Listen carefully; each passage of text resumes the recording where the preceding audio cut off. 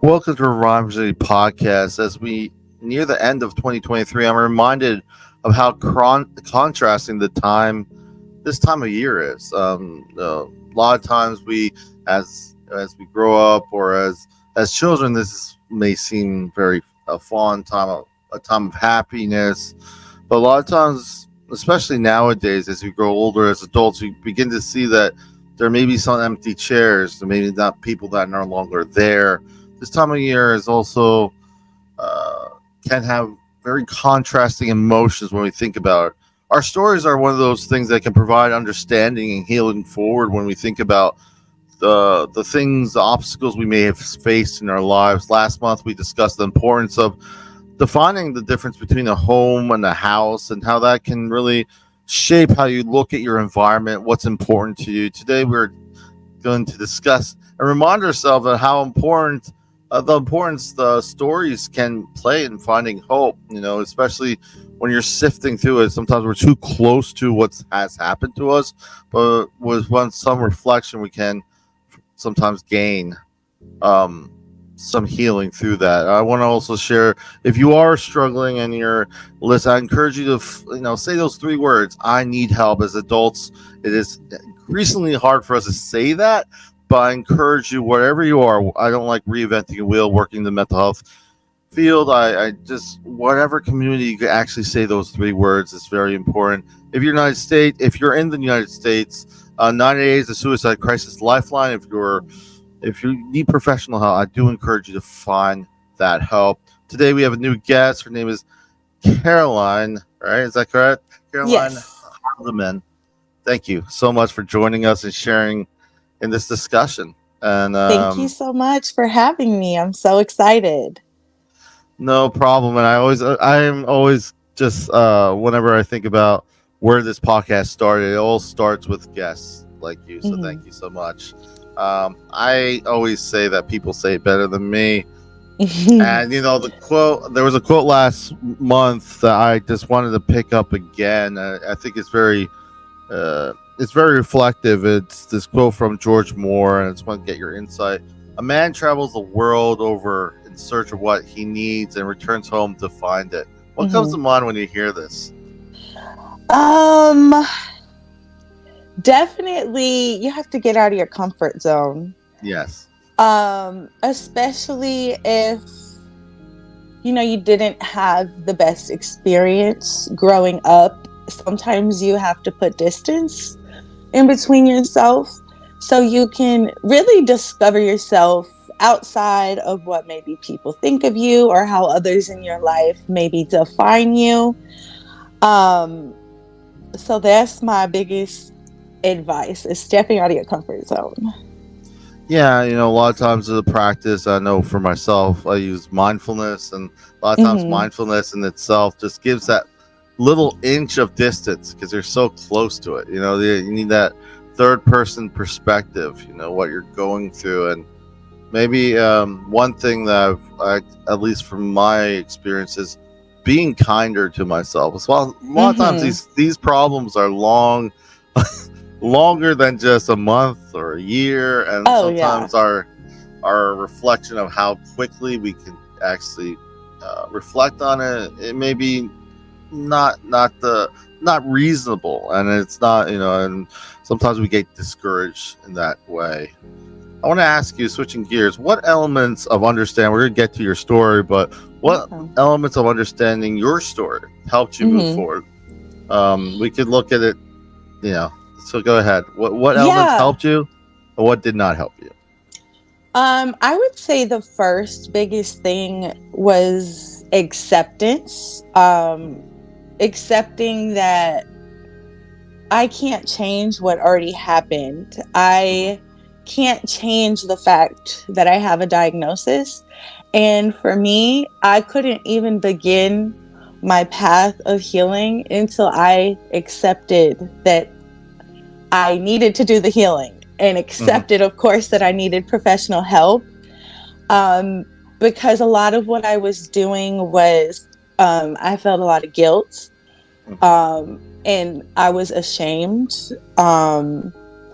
So that was just a stream of negative thoughts, and then I just continued to spiral with those thoughts. And honestly, I ended up hating myself. And it's like, you can never have any type of positivity if you can't, like you said, you have to be kind to yourself. What have I heard? You can't hate yourself into healing. You have to love yourself first. And it sounds so cliche, but it's really true.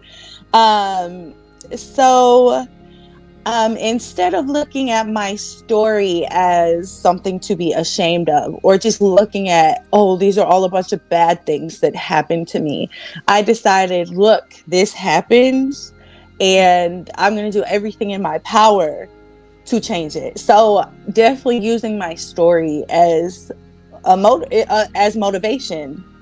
A lot of times, as human beings, we're terrible at remembering things, and stories kind of has that element of remembering. And also, something you said kind of reminded me. I had this thought recently in the last few months. A lot of times we think about professional athletes, let's say like basketball players or whatever. If their only focus is win the NBA championship, then what about every single day that they're trying to get better at whatever they're doing as a team? So that grind, whatever it is, they begin to enjoy this. In the military, it's like embrace the suck, but you begin to kind of enjoy those times when you reflect and you kind of improve.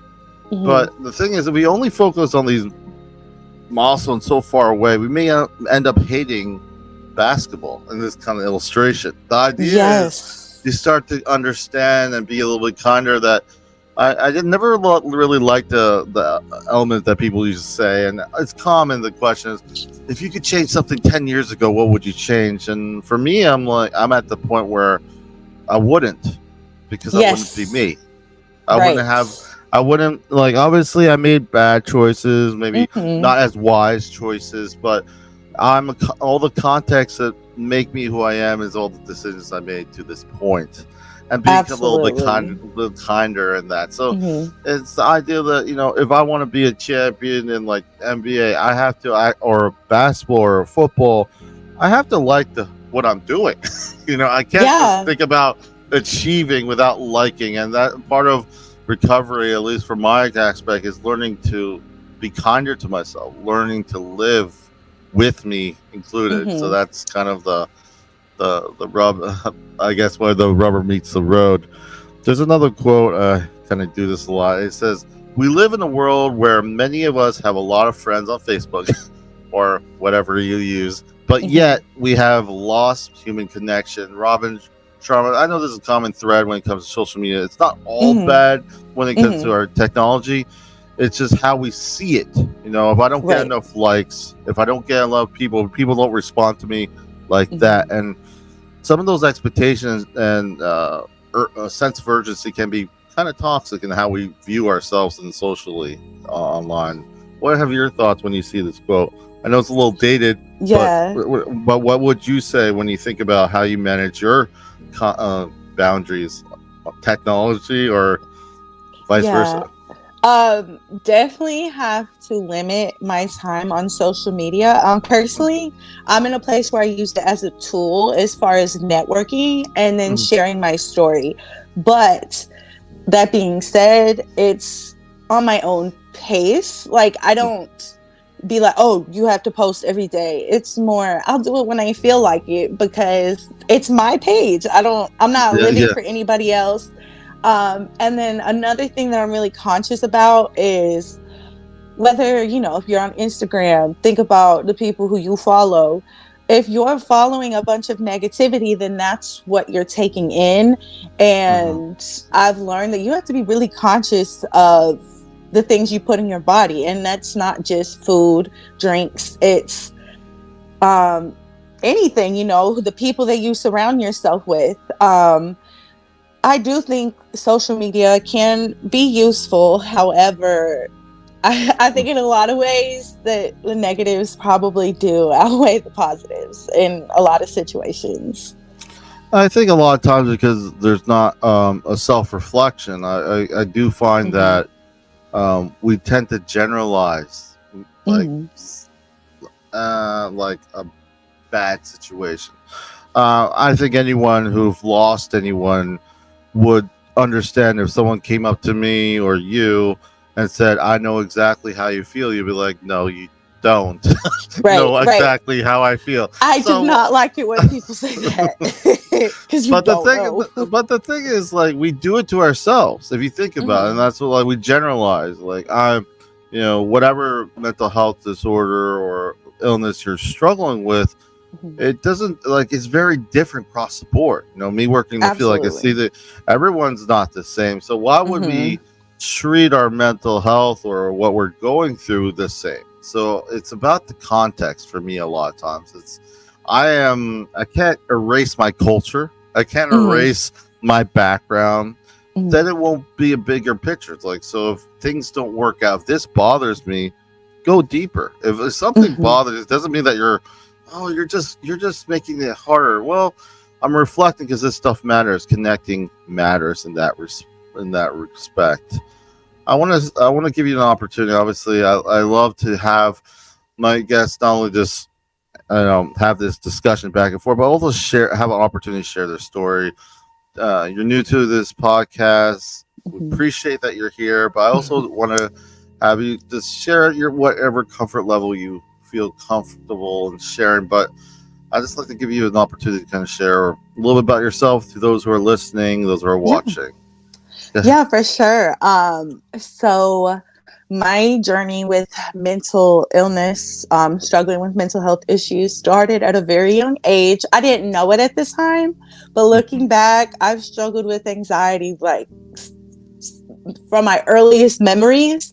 And then my depression began around age 10 following a traumatic event that I Mm, experienced.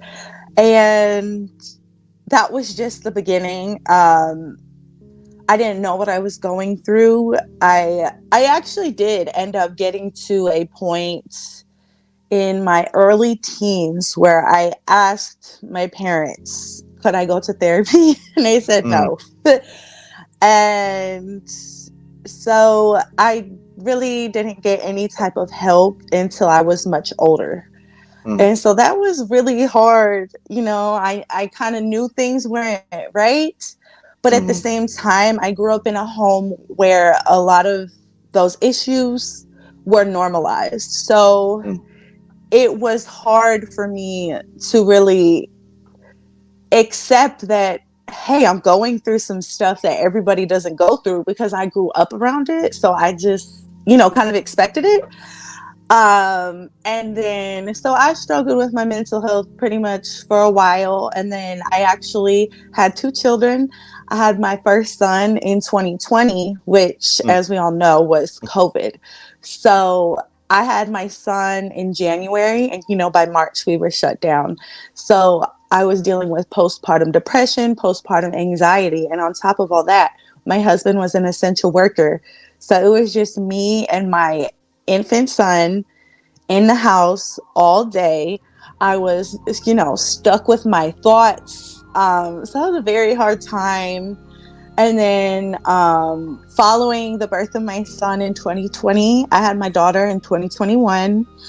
And that was really challenging because I had never fully dealt with my postpartum with my son. And then I'm faced with it again with my daughter, and it got even worse. So, just dealing with the challenges of having two children under the age of two. I was a stay at home mom. I never really got a break. I was just with my kids 24/7, and the pressure just became too much on top of dealing with a lot of family issues, like with my parents and stuff. So ultimately, in July 2022, it was very impulsive, but I did end up attempting suicide. But I thank God it was not successful. I always like to say that God saved me from myself. And I'm mm, so grateful for that because God believed in me when I didn't believe in myself. And God wanted me to be here when I didn't want to be here. And so it took me a little while after that, to get on the right medications. Things actually got worse before they got better. But once I really accepted that, okay, you really do need help, that's when things started turning around. I did end up beginning with medication, and so now I know that God saved me for a reason, and that's why my God-given purpose is to help people going through similar things as me, because it's just so important to truly know that you're not alone and to understand that lots of other people are going through similar things. And then on top of that, something I like to say was like, if I recovered, like, you definitely can too. Mm-hmm. Yeah, I just for me, I just remember helping people was my healing. Serving Mm-hmm. people was my Mm-hmm. recovery. It, Yes. especially during the those times when it was difficult. I know you mentioned a little bit. It's more just having purpose. You mentioned the word purpose. Purpose is huge. Mm-hmm. Mm-hmm. You could have last month in the podcast we talked about the house and the home. You could have a huge Mm-hmm. house and feel Mm-hmm. totally alone. You could be around Uh-huh. thousands of people and feel alone still. It's not proximity, it's that Right. connection. Um, Uh-huh. you bet. I want to ask you, not to get ahead, but you also started something. It's mind over matter. Is that correct? Is that? Yes. It's Minds Over Matter NC because there's other people that have organizations with that name. So I added the NC because I am located in North Carolina, just kind of trying to set it apart from the rest of the names. Mm, So I started Minds Over Matter March of this year. And that's when I started doing fundraising. So our first fundraiser, I actually sold Easter baskets. I like made these really cute gift baskets and I sold them, and all the proceeds went right to NAMI. And I designed t-shirts that are related to mental health. Like this shirt I'm wearing right now, I made, it says "Stay, tomorrow needs you," and then hashtag Stop Suicide. So all the proceeds of the shirts at that time were going to NAMI. And then once it got closer to September, which is Suicide Prevention Month, I began doing my work for the AFSP, the American Foundation for Suicide Prevention. And now we're switching gears, doing some work for Christmas. It's not as much mental health based, but I work with children in foster care as well. So I'm going to do some fundraising for youth in foster care that have experienced a lot of trauma. And then aside from fundraising, I post a lot, and basically all my posts are informational, talking about different disorders, talking about different ways to help, and ultimately just educating people, because there are truly people out there that don't even believe in mental illness. So yeah, just wanting to educate people, increase their knowledge, and raise awareness. yeah, and I think it's very important work you're doing. A lot of times, sometimes mental health hits someone later in life, and if they don't Mm-hmm. know what tools or what's out there, um, Mm-hmm. you know, there's a difference between normalizing what someone's going through, but Mm-hmm. when normalizing kind of affects your ability to actually get help, that's when it becomes a problem. Uh, Exactly. but at the same time, culturally, it's different. As you mentioned, you asked at a younger age if you could get therapy. Unfortunately, a lot of our the generation behind us, our parents, Mm-hmm. it wasn't a big thing. In Mm-hmm. 1980s, Mm-hmm. trauma was first really introduced to the Mm-hmm. DSM-5. So we're all kind of catching up. However, I do feel the work is important because still to this day there are gaps, and as Mm-hmm. adults, but we don't tend to like to ask for help. To be honest, Yes. so it's encouraged when we are able to have these discussions and know it's okay. And the problem with mental health or even substance use or dual Mm-hmm. diagnosis is there's a value attached to it. And so if I had cholesterol issues or something chronic, I wouldn't say, okay, my value decreases because I have this. Mm-hmm. But somehow, in mental health, there's a lot of stigma in regards to Mm-hmm. how we're seen with this. Is just someone who needs help to Mm-hmm. manage their mental illness, just like you would Mm-hmm. do medically. Unfortunately, we haven't filled that gap, but the idea is to get towards that direction. So Yes, something that really put that, what do they say, nail to the head for me. I was at a residential treatment center in December of last year, and we did group therapy sessions literally all day. And one of the therapists said, in reference to depression, you're not lazy, you're sick. And understanding that mental health or mental illness is just as debilitating as lots of physical illnesses.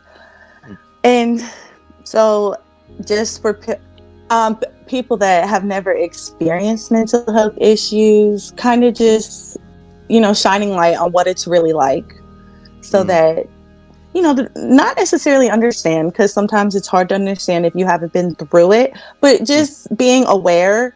And that way, if there's someone really close to you, whether it's a friend, a family member, a coworker, and you start to notice that maybe something's going on, like, I feel like you can be more equipped to kind of help that person. Because I feel like a lot of people are more likely to get professional help if there's other people around them that support them getting professional help. I totally agree, and Mm-hmm. I think a lot of times also what helps, at least I've seen, is remember why we're doing this. In a sense, your family, your close family, you may not be immediately touched by mental health Mm-hmm. or substance use. However, remembering their names, I don't need to go through cancer to be kind to someone who is suffering or going through stage 3 cancer. It's just remembering Mm-hmm. that this person has a family, this person has people who care about them. Someone Yeah, with mental health is no different. So just and a absolutely. lot of time, like when you think about that, when we get to the derivative of why we do this stuff, it's just because of the people. It's because of the people, Mm-hmm. remembering their names. If we personalize it, it becomes a bigger deal. I just remember this study, and there was a during the beginning of the 1900s, they were trying to share about cancer, the dangers of it, Mm-hmm. and they ran a bunch of statistics, but no one really cared. To be honest, and Mm-hmm. when the human element came into it, became more closer that people started saying started to matter more. I think a Mm-hmm. lot of times when it comes to mental health, we have to remember that even though these people may be struggling and may not understand why they're struggling or Yeah. understand why this keeps going on, remember who Mm-hmm. these people are. These people are just Mm-hmm. people who just need help, just like Mm-hmm. you or me. And it's not that they are less valued; they're I don't know. just like you and me. So Absolutely. I just want to ask you, and you kind of answered it, but going upon your story, what has helped you stay connected, like maintain this level with your story and others? Obviously boundaries we mentioned slightly, but what has helped you? I Uh, will say, so as far as social media goes, with me being really open about what I've been through, I've had people reach out to me. Like, there was this girl that reached out to me that I haven't spoken to since middle school, I believe. A lot of people that, maybe I haven't talked to in a really long time, or maybe I don't even know them that well. I've had a lot of people reach out to me and, thank me for sharing my story, because a lot of people have been through similar things. And it kind of made them feel better to know that other people are going through it. And so that's very rewarding for me, because, of course, I want to help. So actually hearing from people that I am helping, that really keeps me motivated. mm-hmm, And another thing, I really like to remember my story, because it helps me see how far I've come. mm-hmm, And it also it's like, wow, I'm like proud of myself. And mm-hmm, so just, I think it's important to share your story, but also um you know use it as not to be guilty, like, oh, these are the things I went through, they were so terrible. It's like, wow, I really did that. Like, I really pulled myself out of the darkness, because of course there's family and friends that help you, that support you, but at the end of the day you have to give yourself the credit because you did that. Yeah. Well, yeah. Yeah, I remember this. Is this Chinese proverb? It said, "The best time to plant a tree is 20 years ago. The second best is now." Yeah. So that's the thing is, like a lot of times we get stuck on what we could and should have Mhm. done. But I kind of feel the same way of what you said. Like I don't really feel, this is me personally. This is not professional, or I really don't feel anyone's really lazy. And the word Yeah. lazy is kind of a derogatory. I do Uh-huh. feel that people just don't have, may get lost in what their purpose is or what they Mhm. want to do. I think a lot of times right now there's so much emphasis on convenience, and there's not Mhm. much emphasis on individuals taking the time to say no. No is a complete Right. word. Like it's not, it's not about what I should have, could have. It's about right now. There's a lot of information out there, Caroline, but a lot of little understanding. We look at our stories to remind us of our understanding, but we go and live forward. So there's kind of that perpetual back and forth. Yeah, So definitely like a balance. And yeah, sorry, my mind went blank for a second. no, so I have ADHD, so I apologize.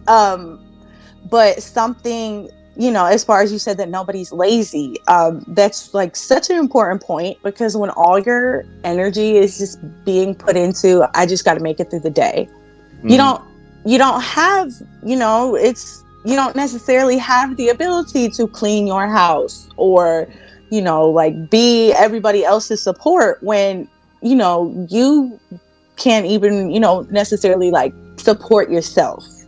So definitely not beating yourself up. There's a lot of reasons why we all can have challenges completing things, whatever that may be. hmm And I think, piggybacking from what we said at the beginning, being kinder to ourselves is understanding we can only control what we can control. So that gets a little Yes. complex. So, like, I just remember reading a while back, I read Man Finding Meaning from Viktor Frankl, and people would look at that, like, with Holocaust and what they Mhm. experienced. And he said the people who made it weren't the optimists. I'm paraphrasing, obviously, but it wasn't the pessimist, wasn't the optimist. It was a person who only focused on what they could control today or that Mhm. hour.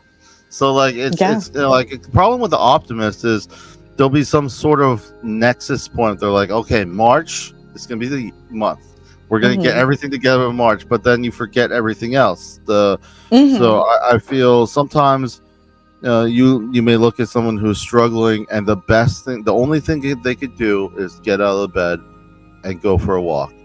I don't think that's lazy. If you really think No. about what they're going through, the fact that they're, sometimes is a miracle, especially seeing people even find that motivation, what they've been through, what they've gone through, what they're Mhm. experiencing. So, Mhm.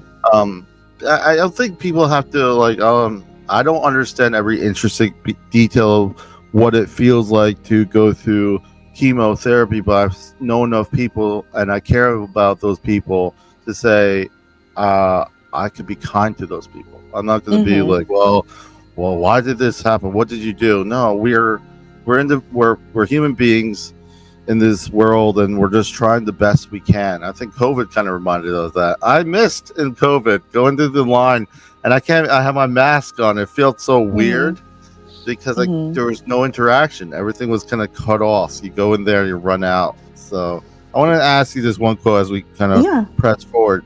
This says, "Nobody can teach me who I am. You can describe parts of me, but who I am and what I need is something I have to Mhm. find out myself." I think this is, at least I try to remind myself this, because there's a lot of, there's great advice. I don't want to take away from maybe family, people care about you, but at the end of the day, you're going to live with you. So you got to figure out what that is and what will help you. If that makes sense. Yes, that was something that was really hard for me. My mother has mental health struggles as well. Hmm And I found that growing up, my mom has bipolar disorder, and I remember like every time I had like, I don't know, like an emotional outburst because I was dysregulated, I would just be told, "Oh, you're acting like your mom." Oh, you're gonna have bipolar when you get older, and I did. I do have bipolar disorder, among other things. But I had to understand, I had so much fear of doing because mental health is not an excuse to traumatize people or anything like that. So I had to realize that yes, my mother had these struggles. Yes, it led to a lot of things happening, but I'm not going to relive that cycle. I'm not going to allow those things to happen to my children. I'm going to do everything I can do to get better because I don't want to hurt my family. I don't want to hurt my friends. I don't want to hurt the people around me. So basically, just understanding that I am not who people tell me I am. I am not my mom, my dad, whoever. So just remembering that you truly are an individual, and some people are very opinionated. They're going to tell you who you are, who you're not. And at the end of the day, nobody knows you like you. Nobody knows, every thought that goes through your head. So definitely, yeah, just giving yourself that space to really discover yourself rather than listening to all the things that other people say. Yeah, and then I would just want to say that I had a guest recently. I liked what she said. Um, have the small conversations so you can have the big ones. So, like, Mm-hmm. when you have one thing that's lacking, not lacking, but I see there is a turn, is communication. So, a lot of times you may not Yeah. have it figured all out. So, if you're not able to have the small conversations, how are you going to have the big ones? So, whether it's your family, your Mm-hmm. spouse, your kids, whatever they are, to you, it's important to have those small conversations. So when it comes to, oh my goodness, I'm not doing well, you can say, I need help. I Yeah. need help. You can't go Yeah. from I'm perfectly fine managing all this stuff together and be like, now I'm gonna say I need help. No, Mm-hmm. that I think we're realizing, I'm hoping through your story and through other stories, that we're reminded that we are not islands. We need each other. Comes For down to sure. whether you're introvert or not. It's just Mm-hmm. we're it's not an excuse to be introvert. You still need someone to connect to. I want to ask you, as we kind of wrap up, it was wonderful talking to you, and I just, I want to, what would you want people to be reminded this December, no matter where you're out around the world, whether you're Mm-hmm. religious, whether you're Christian, Jewish, Muslim, this is a big time of the year. People who have homes, people who are homeless right now, people who are Mm-hmm. struggling. When you think about your story, what do you think people? What would you want people to be reminded this December of the contrasting? Whatever you would like to share. Yeah, so from more of like an American Christian perspective, of course, Christmas is coming up, Thanksgiving is coming up, and I don't know about anybody else, but for me, the holidays can be really stressful. As far as family goes, Mm. spending time and having get-togethers with people that aren't necessarily, the best people for you, for you to be around. Being around people that may have, caused you a lot of trauma. So as far as that route, just telling people, you're just because it's the holidays, you're not obligated. Like you don't have to go to Thanksgiving if you really don't want to. You don't have to do. So just remembering that, like, choose you. If something is too much, you can say no, and that's something I'm working on myself. Mhm. Because I like always I end up being the person that hosts Christmas like every year, and I'm like, you know what, I'm not doing it this year, it's too much. Because I had actually offered to my dad, I was like, well, I want to have Thanksgiving at my house. And he's like, no, I want to do it at my house. And at first I was like, well, why doesn't he want me to do it at my house? I'm like, probably because he just knows how much I'm gonna stress. So yeah, Yeah. definitely you can say no. And then another thing, there's a lot going in the news right now. I'm not gonna like touch on that because everybody has different views and everything, but just with so much going on in the world, definitely just try to unplug, disconnect. I personally don't keep up with the news very well. As much as I like to be informed, just seeing a lot of horrible things going on around the world, it's causes a lot of anxiety. It causes a lot of stress.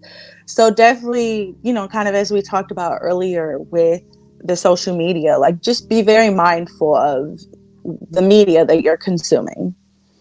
Yeah, and you mentioning the unplug, I do agree. Just spend quality time. And the one thing that Mhm. is normalized is you have these family reunions. They probably haven't seen each other for 10 years. Everyone's on their phone the whole time around the Yeah. dinner table. And I'll admit it. I'll be one of those people. We're just so easily just being intentional. Hey, I don't see these Mhm. people a lot of times. I may Yeah. not agree with so and so, but the idea is we could still be in the room if we don't agree. And this time of year is kind of hard for that. But I would also say, just when you're mentioning, you could say no. Also, I would encourage those people listening. Um, do whatever self care that has helped. Don't forego it Mhm. because of the holidays. Like Mhm. little self care is better than none. So I know there's sometimes Absolutely. it's sometimes even that 5 minutes, there's 10 minutes, whatever. Yeah. It is. Like Yeah. if you usually go for a walk, don't be that. I just want everything to be perfect for going Mhm. for your walk in the morning or whatever it is. Yeah. You're journaling, whatever helps you. Just try to keep that what has helped you probably throughout the year.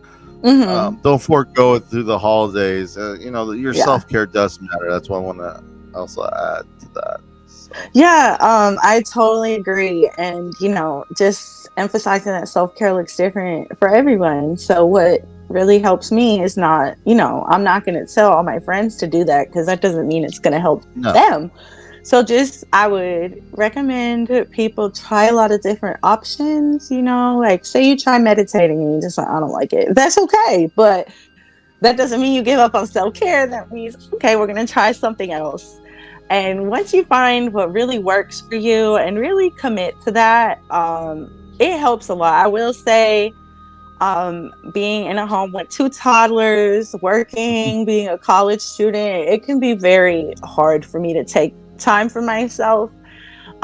So after my kids go to bed, I definitely try to really like that's my time. yeah, yeah, So I like to dim the lights and I enjoy the quiet and things like that. yeah. So whatever that is, and a lot of times, if you're coming home from work or it's stressful, whatever cathartic way to do it. And a lot of times, if there's not a lot of steps to it, like Mhm. I joke, but in the mental health field, someone's like, "I want to ride a bike." Well, do you have a bike? No. Like Mhm. if like make something that you can actually do that doesn't take a Yes. lot of steps to do. So whether it's Mhm. running, and even like I'm a gamer, so I'm not gonna say like, oh, just game all the time, but I would say if you're able, if it's cathartic, within reason that you don't forego every responsibility that you have, Mhm. unwind, find something you do when you get back. That's what I've seen this help. But also just be kinder if you do overconsume, or if you have that argument with a family member, and then you get some perspective. Step back, remember what has helped you, and move on. Learn, understand, and then that we just adapt to change. So those try not to be so hard. The holidays is hard for a lot of people It for is. different reasons. Yeah. Mhm. So I just want to say thank you so much for coming on. It was been great sharing and just talking. Thank you for having me and providing this platform for people like me to share our story. You're doing awesome work. I actually hope to start a podcast one day, so maybe you'll have to be a guest on mine. No worries, that'll be awesome. And I just want Mhm. to share, if you want to find out more about what Caroline is doing, just look Mhm. at the notes and just find out what she's doing. All right. Yeah. Just thank you again, Caroline. I just want to share with those who are listening. Remember to stay updated with Revive Ministries through the various platforms. ReviveMinistriesFL.com is the website. This is goodbye from Revive Ministries, leaving you with the last quote from Martin Luther King Jr. He says, "If you can't fly, then run. If you can't run, then walk. If you can't walk, then crawl. But whatever you do, you have to keep moving Mhm. forward. I think I forgot the forward part, but yes, keep moving forward.